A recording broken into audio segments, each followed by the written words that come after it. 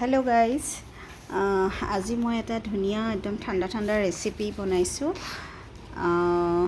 Facebook ইউটিউবত এই ৰেচিপিটো বহুত ভাইৰেল হৈ আছে, তো ময়ো ভাবিলোঁ ময়ো বনাই চাওঁচোন। কিন্তু মোৰ মানে একদম ছেইম ফেচবুক ইউটিউবত যেনেকৈ দেখায় মই তেনেকুৱা টাইপত নাই বনোৱা, অকণমান বেলেগকৈ মই বনাইছোঁ। কিন্তু খাবলৈ বহুত টেষ্টি হৈছে আৰু গৰমত একদম ঠাণ্ডা লাগি যোৱা এটা সুন্দৰ ডিজাৰ্ট হয়।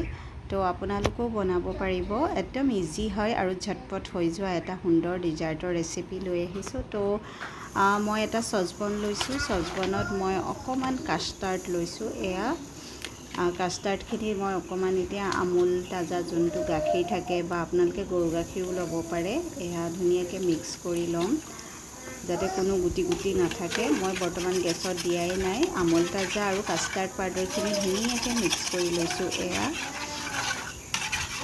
যাতে কোনো মানে গুটি গুটি টাইপৰ হৈ নাথাকে। তেনেকুৱা পৰ্যায়লৈ মই এইখিনি মিক্স কৰি ল'ম। এয়া তাৰপাছত মই ইয়াতে এড কৰিম সোৱাদ অনুসৰি চেনি। মই ইয়াতে মানে মোৰ গুড়ি কৰা চেনি আছিলে, তো মই গুড়ি কৰা চেনি দিছোঁ। আপোনালোকে নৰ্মেল চেনিও দিব পাৰে।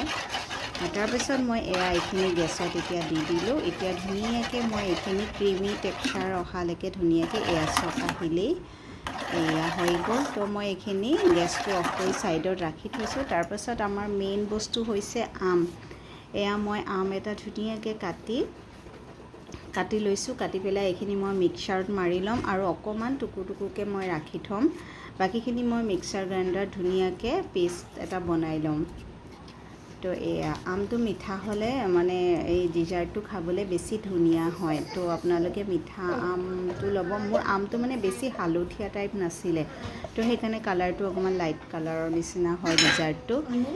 এয়া ধুনীয়াকৈ আমখিনি মই ইয়াতো অকণমান চেনি দি দিছোঁ। এয়া গোটেইখিনি খুব ধুনীয়াকৈ মই এটা পেষ্ট বনাই ল'ম।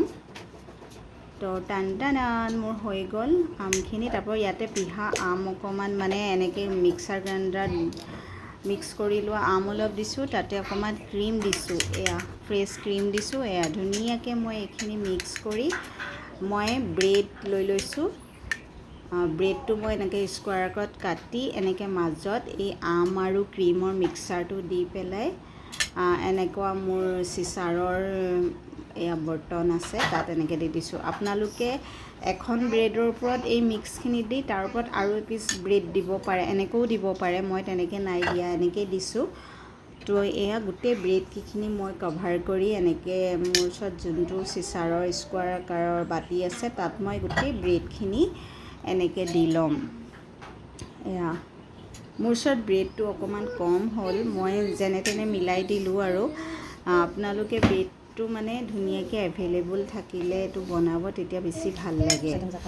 তো মই ঘৰত খাবৰ কাৰণে বনাইছিলোঁ, তো 2-3 পিচ ব্ৰেড মোৰ কম হ'ল, তো মই মিলাই মেলি এনেকৈ কৰি ল'লোঁ। এয়া হৈয়ে গ'ল আৰু মোৰ এইখিনি। তো পাছৰখিনি চাবলৈ হ'লে আপোনালোকে মোৰ গোটেই ভিডিঅ'টো শেষলৈকে চাব। আৰু মোৰ এই ডিজাৰ্ট মেংগ' ব্ৰেডৰ ডিজাৰ্টটো যদি আপোনালোকৰ ভাল লাগে, তো লাইক আৰু কমেণ্ট কৰিব বুলি আশা কৰিলোঁ। আৰু আপোনালোকে এনেকুৱা গৰমৰ ছিজনত এইটো বনাই খাব পাৰিব। বহুত ধুনীয়া, একদম ঠাণ্ডা ঠাণ্ডা কুল টাইপ লাগি যায় আৰু মানে আলহীকো আপোনালোকে ছাৰ্ভ কৰিব পাৰিব। বহুত ধুনীয়া এটা ৰেচিপি হয়। তো আপোনালোকে মোৰ এই ভিডিঅ'টো শেষলৈকে চাই থাকিব। তো বাই বাই, থেংক ইউ, ধন্যবাদ।